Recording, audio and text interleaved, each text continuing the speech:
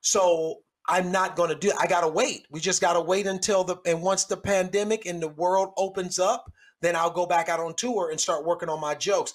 Right now it's March. Depending on what it looks like in March will make a difference whether or not I push it to June. And you know what?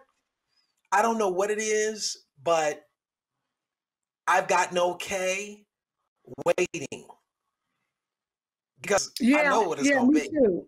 But I'm concerned. I don't want to go out and do my same raggedy jokes, but I have nothing. I probably have more stuff now, but it's so hard. Like I have a virtual show coming up for the Black Nurses Association, probably in a couple weeks. Oh yeah. I have not done stand-up since DC last year in February. I think February 7th was the last day I was on stage. That's right. I remember that.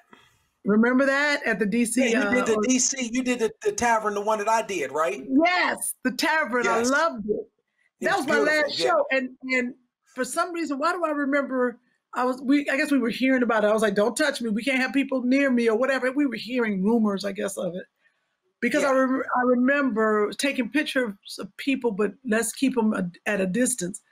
Yes. But my fear is this. Number one is I haven't told any of those jokes since. My memory and just being able to entertain these women without an audience. How do you do that? Like we're talking now, we're laughing because we know each other. But how do you sit there and talk to the screen?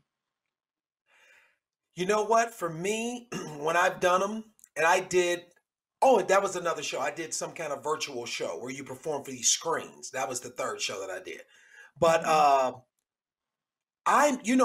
Instagram and my Facebook, I do a lot of ranting in my computer, so for me, it's kind of natural. It doesn't, this is the thing. When you've been doing it long enough, you know what's funny.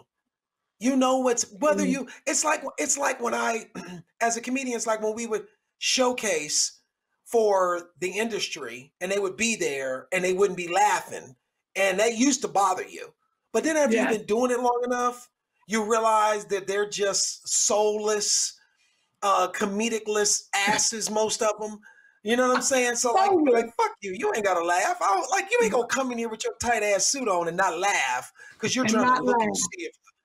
And then you get to a point where you be so confident in your material that you can do it and get no laughter and still keep that energy.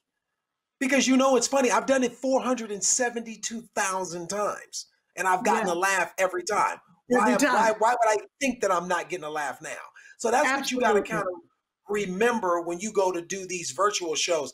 Because they asked me when I did one for Jack, they were like, "Do you want us to tap the audience in so you can hear them?" And I was like, "No, I don't want to hear none of that.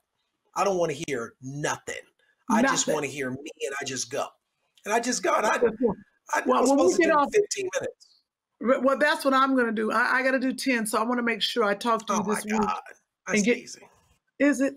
And get your blessing and get some notes from you. Two funny mamas. Two funny mamas. Two funny mamas.